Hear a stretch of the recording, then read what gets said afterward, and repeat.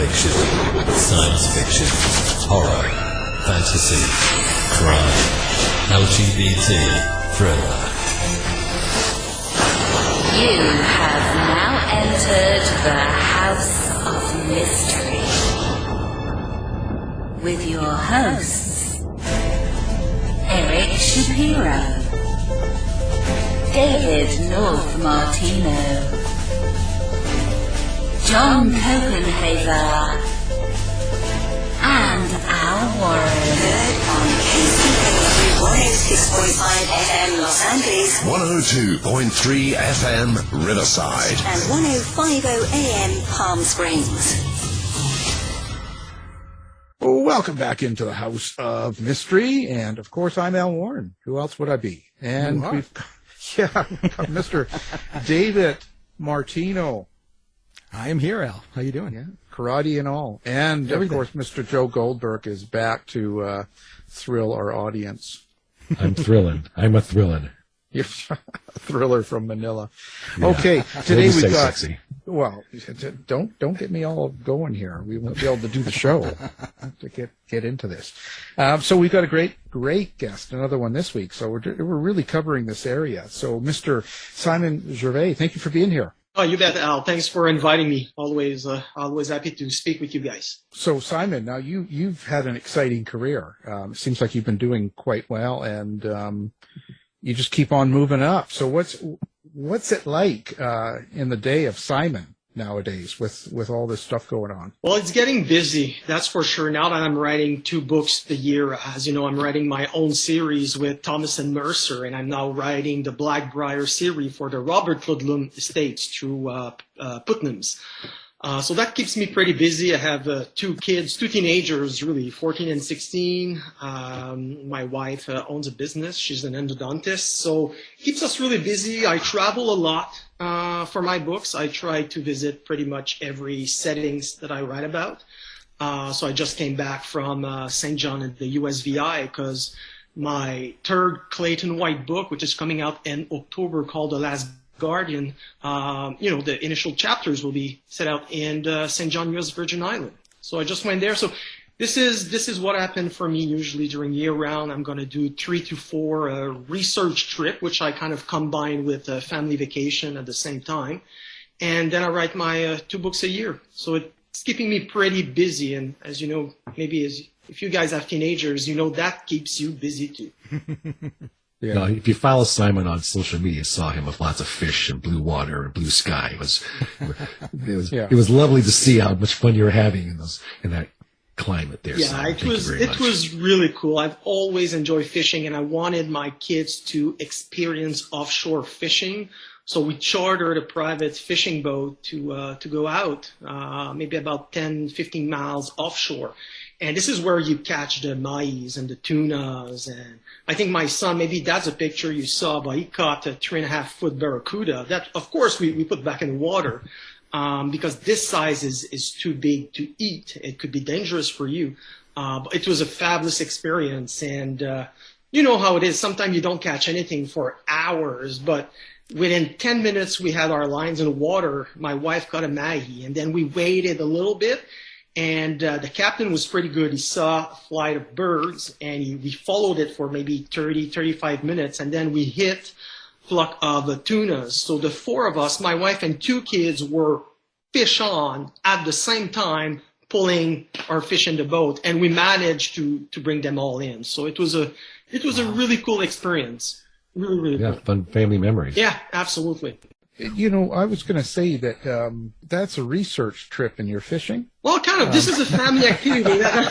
That's why I said I'm combining both, right? Like, for example, I went for a long hike with my son on Canil Bay Mountain, and I'm going to use that in the book type of thing. So, you know, I try to combine everything. I always have my notebooks with me. I take a lot of pictures with my phone. So then after I summarize the trip, and I'm going to try to use as much as I can to make the setting interesting for readers that often, as you guys know, travel through our books. Some of them are not able to travel like we do, so they like to have, you know, to experience travel through our writing. How about COVID? Did you use Google Maps or something?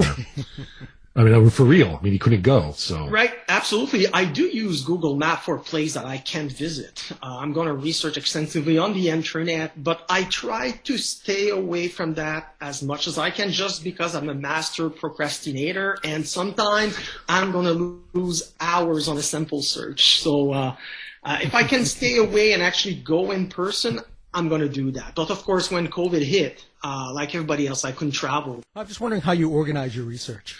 I try to plan a book ahead 6 months in advance so I know what I'm going to talk about in the book, and then we book a trip around this place. Do you have your series lined out? So I'm working on book 3 of my series. I'm like, what do I really want to do here, setting up on book 2? So how do you do the entire series in advance? The way it works now, it's a good question. The way it works now for me, especially with Thomas and Mercer, is that they're going to buy a book of mine in advance with a simple 1-page synopsis. And I can change it as I go, but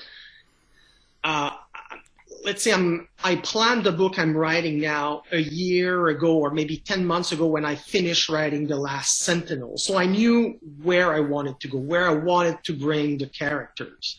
So that's easier for me to plan ahead for the trips. But that changes because you never know how the book's going to end, right? So it's a little bit more, If you're going ahead a year, 10 months, what are you focusing on? How the plot driving it or the character development driving it? What is it that you're looking at as you're planning that far ahead? What do you want to see? A little bit of both, I would say. For me, it's always plot ahead. Maybe on the first of a series, I'm going to build my characters a little bit more than what I'm going to do on the second and third or fourth book in a series. But you always want to see your character moving forward. You don't want them to start at A and finish at A. You want them to start at A and finish at Z, maybe, and then recycle for the next book. So it's a little bit of both. But if you've read books of mine, you know that nobody's safe. I'm a little bit like a Game of Thrones type of authors. Anyone can die at any time. Yeah, I noticed. Well, with your characters, how do you experience them? Do you have an inner monologue in your head? Can you actually hear them when you're creating dialogue? Is it more of a visual experience for you? How does that work? Well, another great question. On the first book of a series, it's a little bit harder. I always try to build it around like what I would like to see on the movies. I'd like to do my book very cinematographic. But I also like to hear, when I know who the narrator will be, I can hear my character speak through his voice and my writing. So this is super interesting. Well, let me add on that and go and put those two questions together. The theme, the plot, how you hear it. If people read Simon's books, at least for me, I see a constant theme of sort of family or relationships. Am I misreading your desire there, or is that something that you purposely have in kind of like at least the series, the Hunt series? Yeah, I think we all try to build our characters a little bit like we are in real life. I'm a family man. I've been with my wife for 23 years now, and family is important. I have a really good relationship with her, and she's part of my life. And I want my characters to feel through. I couldn't write about, I don't think I could write as well about a guy that's like James Bond, for example, that goes from woman to woman. And it's not me. It's not who I am. So when I was with the RCMP, working counterterrorism, I was with my wife 100%, and I talked to her about my experience, and she talked to me about hers. So we kind of shared everything that was going on through our professional lives as well. And most guys that actually do that for a living, they have a family back home. They have a spouse that they need to talk to at night. So that's what I'm trying to build. It's really rare that you're going to see a federal agent or a spy that's actually single. He might be divorced, though, but a lot of those. It's not the case for me. So I'm writing what I know and what I feel I'm good at. And one of the things that one of my editor, Thomas and Mercer, told me is that, oh my God, you can write teenager girls really good when you're inside their head. It's because I have a 16-year-old daughter, and I know how she thinks. I know how she uses TikToks and Instagram. So I'm trying to. And it does influence my writing. Now, Thomas and Mercer is Amazon, correct? Right. It's one of the traditional imprint of Amazon Publishing. I'm not sure how many imprints they have, but they have at least 5 or 6. And they've been extremely good to me. I mean, when Hunt Them Down, the first book in my Pearson series, came out in 2019, it kind of changed my professional writing life. My career really exploded at that time. So they've been really, really good to me. That's great. Well, you had a long career in military, law enforcement, protection, counterterrorism. What made you decide to become a writer? Is that something that you've always wanted to do? Yes, I've been reading a lot since I was very, very young, and I was a single child, and we were traveling. I was traveling a lot with my parents, but we didn't necessarily have the money to travel by plane, so we did a lot of car ride to Florida from Montreal through 2-3 days drive. So I was bringing books from the library and reading them. And it never stopped. I always enjoyed reading. And at some point when I was working counter-terror with the RCMP, I was traveling a lot by plane, going to Europe quite often. And I was reading books. And even if there was some big name authors that I loved, but I think their action scenes weren't realistic at the time. Like, we're talking back like 15 years ago. And I was like, I think I could maybe do something better. I don't know. So that's how I started this business, not knowing anything about it and how hard it would be to break in. But that's how I started. I never look at the odds. I said, you know what? I'm gonna do it. Well, how did you or do you construct your action scenes? Do you act them out? Do you go through maybe notes that you had from your military and police career? How does that work for you? Yeah, I do use, I've been involved in a lot of things with mostly for me it was with the RCMP because I left the military. I was an infantry officer in the military, and I left before 9/11. I was in RCMP training at the time, so I was never deployed as a military officer in a war zone. For me, my part in the war on terror was mostly with the RCMP on the law enforcement side at the federal level. But I use my experience through, everything that I did with the RCMP and the scenario-based training that we did in protection and counter-terror.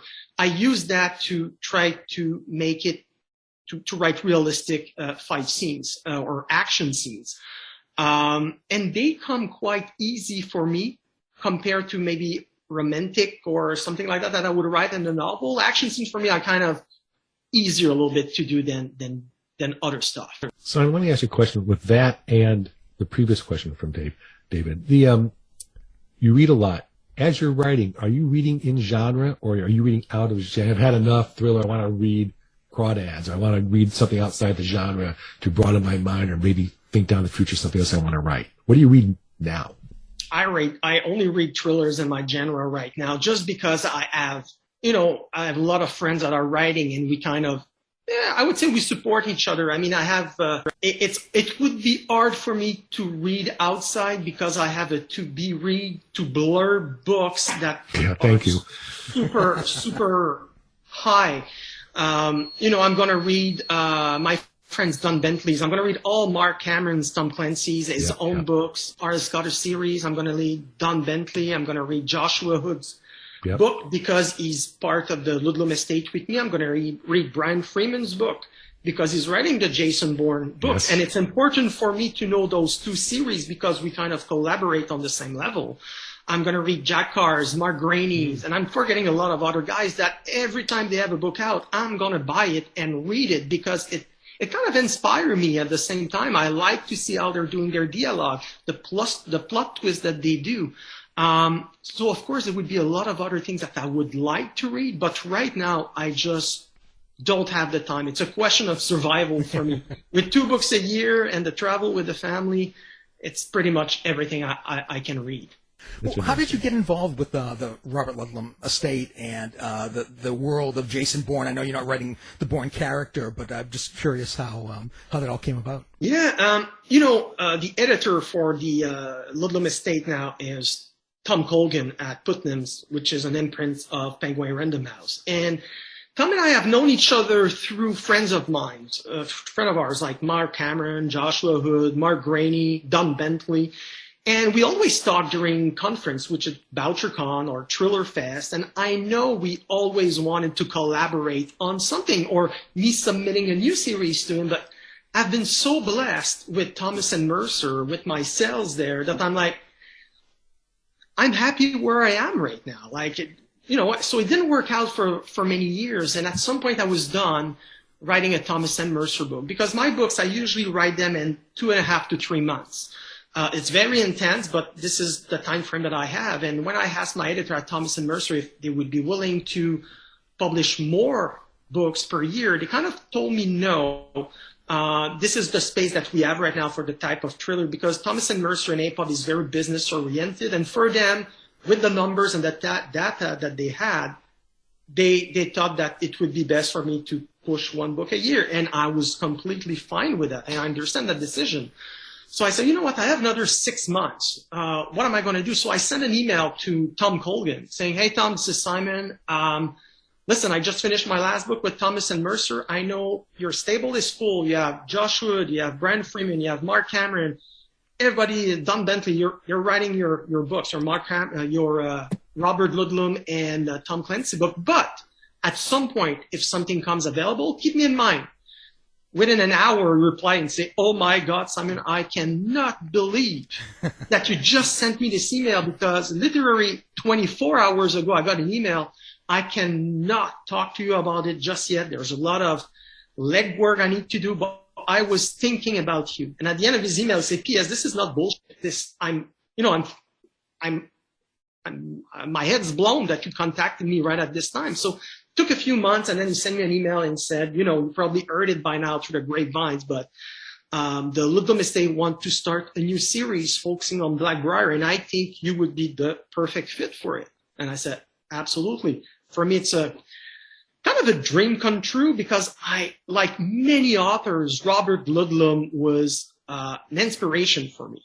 Big shoes to fill, yes, but exciting at the same time. I wanted to take a chance on it. Is there a born Bible, so to speak, or a Robert Ludlum world-building Bible that you have to draw from? And how much freedom did they give you to create in that world of Blackbriar?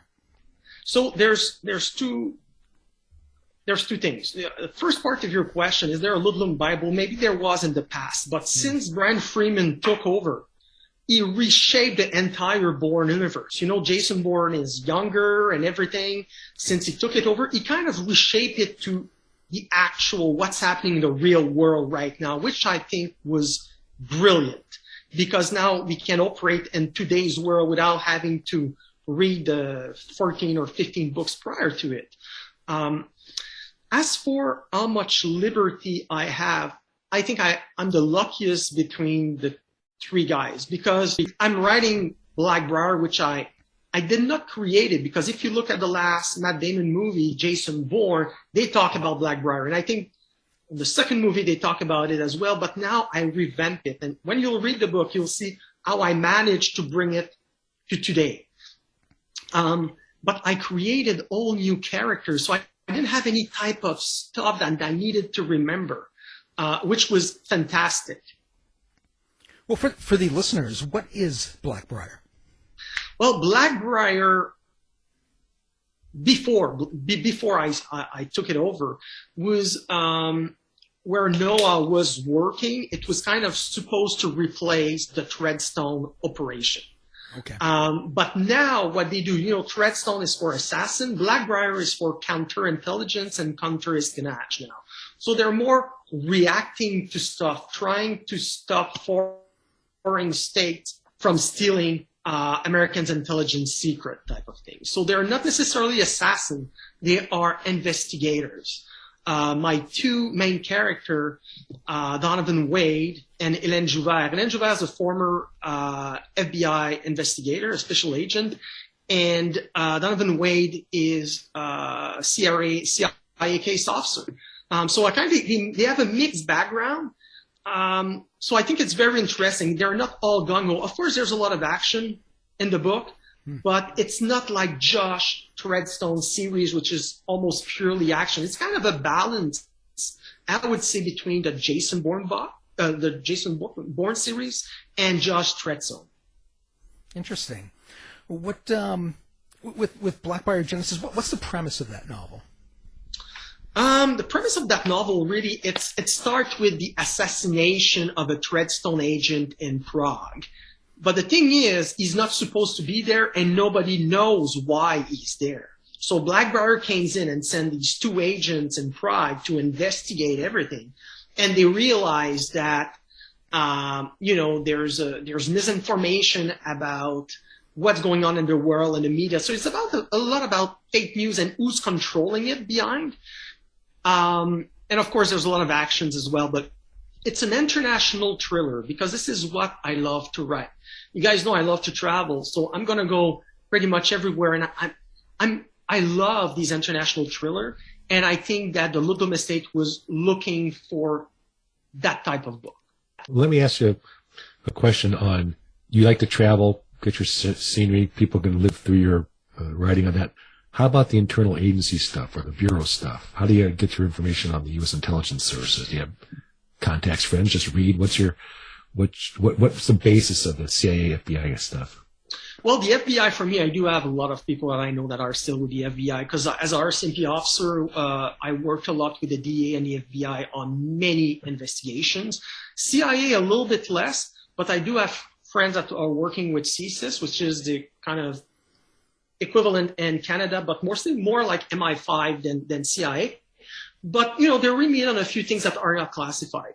But I don't go into exactly how the CIA functions because I'm not like you. I've never worked there, so I don't know how it works. That's why Blackbriar is not part of the CIA at all. It's an outside agency. There's a former CIA case officer that works for Blackbriar, but I don't go into the CIA organizational because I'm not familiar with it as much as you would be. Right. So as a writer, how much of the now location and the research that you do is now Simon's imagination? When do you say, this is Blackbriar's imagination, right? Yeah. So how do you develop that? I go with the flow and I try to keep it realistic as well. Of course, you need to take sometimes a little bit leap of faith. But for the last Sentinel, for example, he works directly for the vice president, the future vice president. He's like a special assistant to the vice president. So it doesn't really exist in real life. Like there's the executive office of the president of the United States, which includes a lot of people, but it's just a little part of that. So I'm trying to stay away from how the organization works because sometimes it can get complex and it bogs down the story. So I'm trying more to focus on what Clayton and Bonnie Hammond will do and the bad guys than really making sure that I have the titles right, something like that. I try not to go into too much detail because honestly, for a niche part of the reader, it's very important for them. But for most people, when you look at the reviews, like, for example, The Last Protector has over, I think now 16,000 reviews on Amazon. And when I read some of them, one of the things that people sometimes don't like is when I get into too much detail about organizational stuff because it confuses them. So I try to keep it as simple as I can. Well, how do you deal with reviews? Do you like to read them? And I used to at the beginning of my career, and I'm going to read the trade reviews. Like, for example, today my publicist at Putnam sent me the review for Kirkus review on the Blackbird Genesis, which is fantastic. So I'm going to read that. I'm going to read the publishers' weeklies, Kirkus reviews, library journal reviews, but it's just too much now, ratings and reviews on Amazon for me to read all of them. I'm going to take a look once in a while, but I'm not going to be like at the beginning of my career reading everybody. It's just not possible. And now I trust myself a lot more than I did at the beginning of my career. I have a great team of editors at Thomas and Mercer and at Putnam's that I trust as well to, if I go outside the line, they're going to bring me back in type of thing. So I'm very happy. I'm very happy with that. But no, to answer your question, I just don't have the time to read all the reviews that are on Amazon or Goodreads. Did you have insecurities at the beginning of your career? Yeah. Yeah, it would be a lie to say that I don't. I mean, I took a leap of faith. I left a very good career in law enforcement to write full time. So yes, it was insecurities about my writing, not necessarily about the financial situation, because I've been very lucky in life, so that was not a major concern for me. But yes, I was afraid of what people would think, and as you can tell by my accent, I'm a French Canadian, so I do everything in French. English is a second language to me. Wow. So when I write, I think in French and then I write in English. So of course, it was a little bit more complicated when I started to see, if I was going to make it or not. So let me do the question I just got. What's a day in the life? How much do you write? Do you schedule out portions of your day? Is it a business for you, 9 to 5? I'm writing, have a nice day. Or do you do it in sections? No, it's not like that, because I have other family obligation. There's other stuff that I'm doing as well on the business side. So I would say that I'm trying to put in 4 to 6 hours of writing a day, but it can be 2 hours in the morning, 1 hour in the afternoon, and 3 at night. I try not to do a schedule. The only schedule I'm going to try to follow is when I'm on vacation, because I know my family likes to wake up a little bit later than I do. So I'm going to go at a quiet spot, and I'm going to try to bring my word count to where I want it to be early in the morning. Well, I'm wondering, does stress, things going on outside your control, like the pandemic and stuff, does that affect your writing? No, I can't say it did. I mean, it was sad for me that I couldn't travel, but I think I'm in a very good spot in my life right now. My family is doing very well. And I know there's a lot of people that are much less fortunate than I do. So, no, it didn't, personally, it didn't bother me that much. I mean, it was fun because I stayed home with my wife and kids. So, we were all together. They were doing online school, so I got to see more of them. No, I cannot say that I'm stressed out about the outside event. Of course, when you look at the market and what's going on in Ukraine and Russia, that's worrisome for sure. But I try not to think about it too much, even though I'm keeping myself informed of what's going on. Simon, you mentioned earlier in your career about insecurities, reading the reviews and things like that. Well, now you're many books down the road, series and the Born. What have you gotten better at in this time? Are you a better writer, better thinker, better plotter? What is it? How have you developed from, I think I want to be a writer, to today? I think at the beginning of my career, until a few years ago, I was a pantser. And I was losing a lot of time not plotting my book correctly. I could go in a direction and find myself cut or stuck in a corner, and I had to erase 10,000 words, 15,000 words. And that's why it was taking me so long to write books before. When I started plotting my books with most of the twists and turns that were going to happen, I know how it started, I know where it was going to end, I know the location I was going to go, I became much better at it. And I have to say that, I'm expressing a lot of gratitude to my editor at Thomas & Mercer, who guided me along. The editing process there is phenomenal. And I've learned a lot from my developmental editors there that, every time that I'm writing now, I'm taking everything that I've learned from the red notes and the editorial letter from my previous editor that I'm including now in the book. So now I have the chance to work with Thomas & Mercer's editor and with the Putnam's editors, which is really fantastic. I'm still learning a lot, and I have a lot to learn, I think, and that's how you get better. You can't just sit back and say, okay, I'm good now, I have good contracts, I'm set for life, I'm just going to do the bare minimum. You can't do that. You need to raise the bar with every book that you do. And for me, to raise the bar is to learn as much as I can from other authors and from the feedback from my editors. Let me go back in time for a second. Let's go back beyond Mark and Josh and that gang. And even Ludlum. Was there anybody before that? Were you a Le Carré, being French or whatever, using a pseudo, but were there other authors who inspired you early on? Or, it could be outside genre too. Yeah, I read all the Vince Flynn's book. I read most of the Brad Thor's book. I'm going to go back to Mark Graney again because I read the Gray Man a long time ago. These are the guys that inspired me. I love Lee Child as well. It was really interesting. I think they've always done a great job, and they kind of inspire me at the same time. Well, do you find writing your books, is there a subtext underneath the entertainment? Is it something that you're trying to, I guess, get the reader to think about? More or less, to be honest. I was once told that, Simon, your books are excellent, but they will not change somebody's life. I don't write the type of books that's going to go on Oprah. I write the type of books that you can bring to the beach, and I can guarantee you'll get a 6 to 8 hours of pure entertainment. That's guaranteed. That's what you're buying.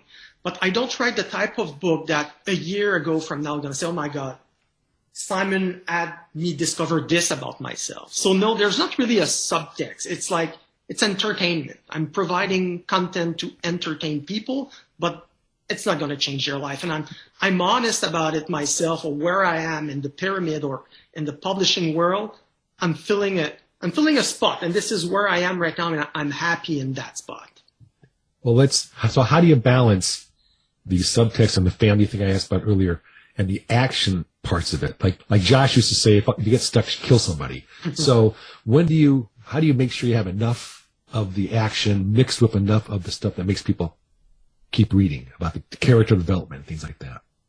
Yeah, I'm not exactly sure how I come to this process. It kind of come naturally. One of the things that I remember from very early in my career was, I don't know if you guys know Stephen James.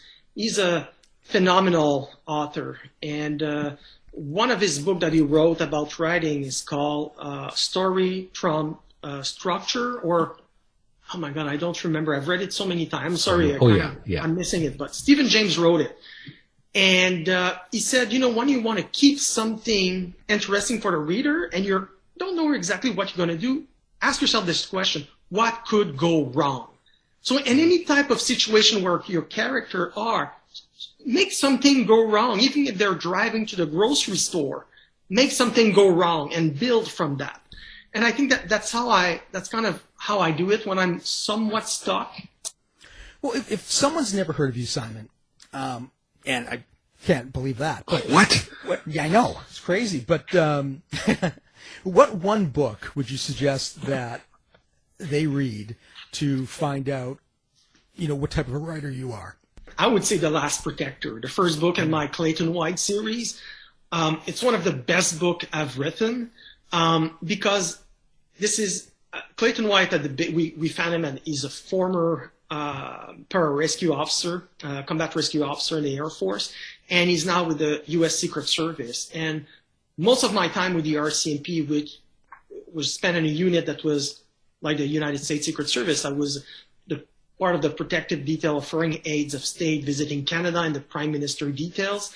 So it was really interesting. So it's kind of the same background that I have, my character has. And I wrote this book from experience. So I think it kind of felt good to write that book, and it felt right to write this book at the same time. And the flow was pretty good. And the reviews on it, trade and from the readers, have been excellent. And I think this is the book that I've sold the most copies of. And I'm very proud of it. I'm very proud of that series. And right now it's being shopped around in Hollywood because we got agent that picked it up maybe 2 months ago, and now they're shopping it around. And I think has a good chance of probably seeing it on the screen at some point. My next question. It'll take years, but we don't know. Yeah, when are you going to see on the screen or streaming? That was my next question. So. Yeah, it was a long process for me.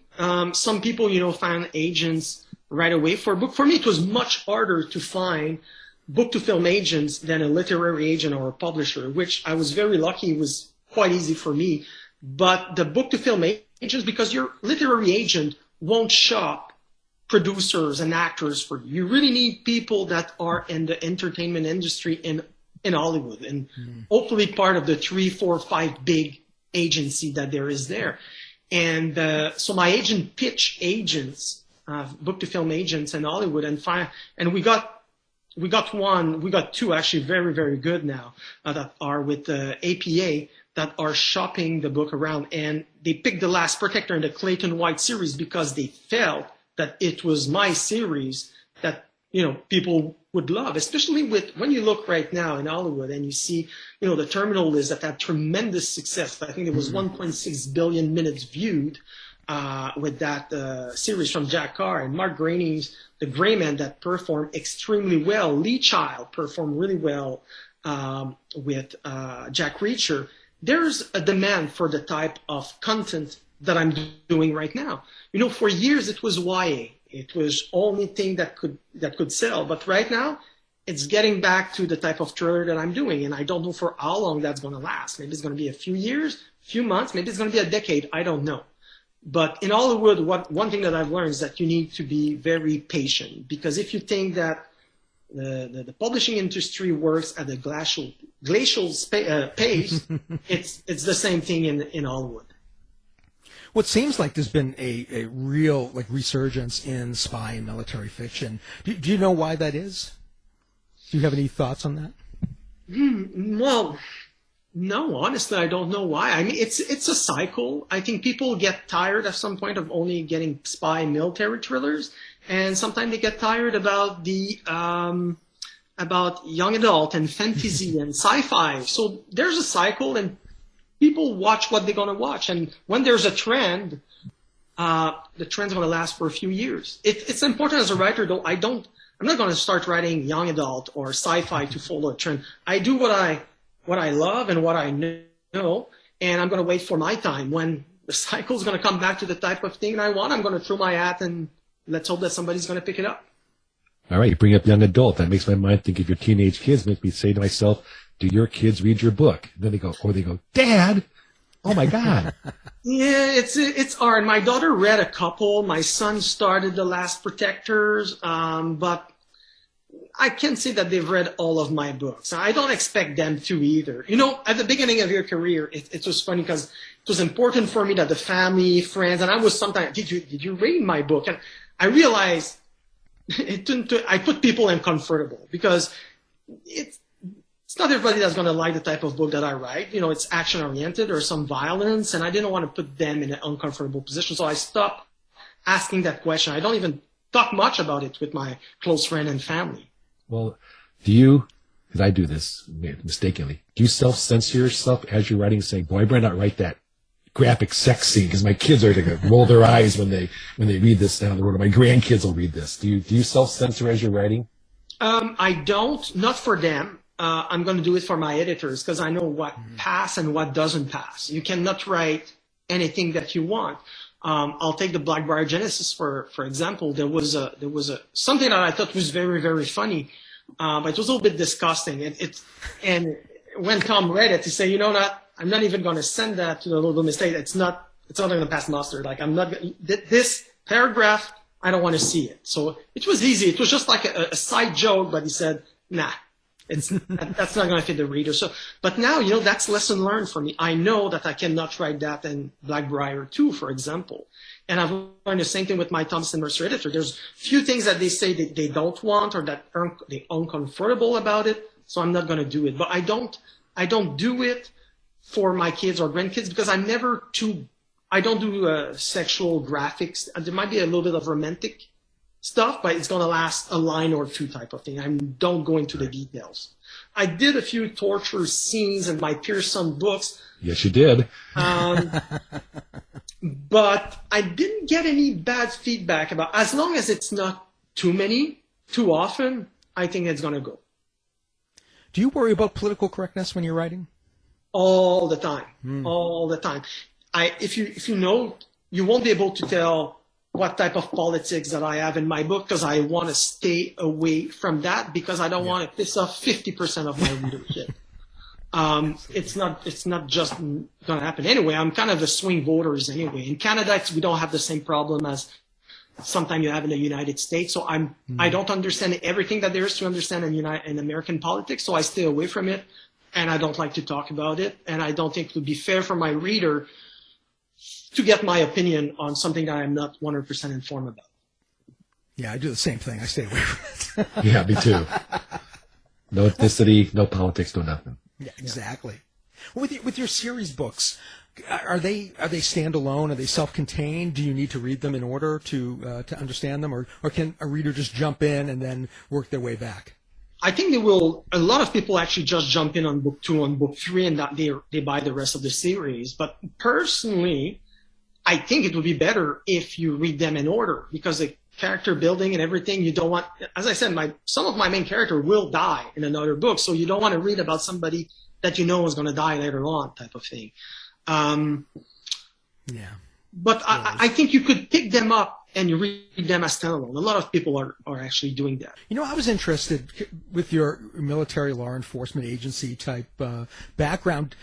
Do you have to submit your books to government review before you publish? I know there are a lot of people in the States who have to do that, so I was just wondering if, Joe I'm waiting right now. You agency, if you're listening, get to my book right away, please. Thank you.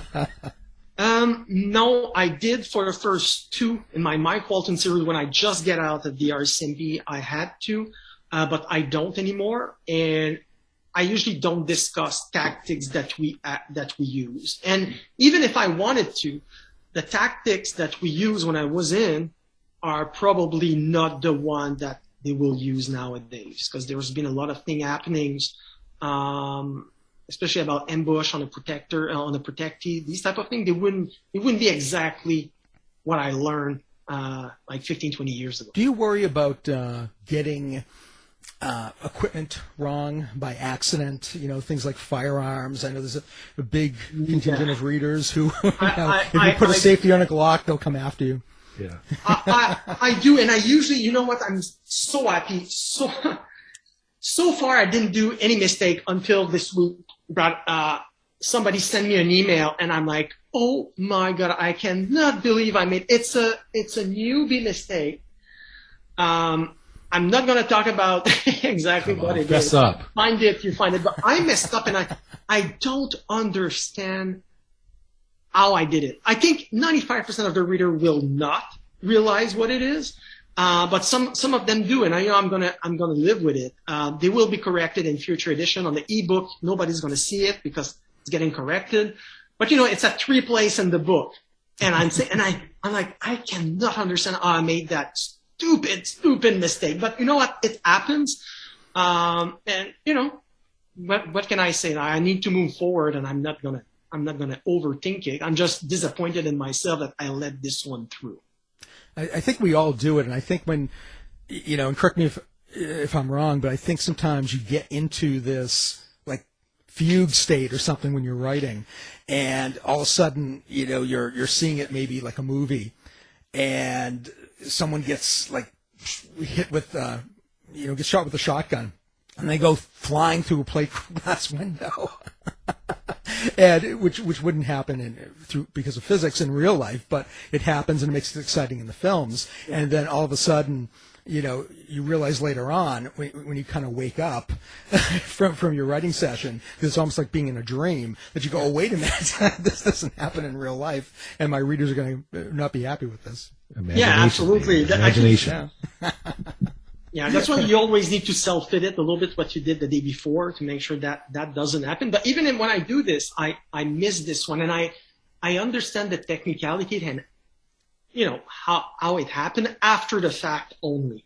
I changed something, and I didn't change something that went with it, and it shows now in the book.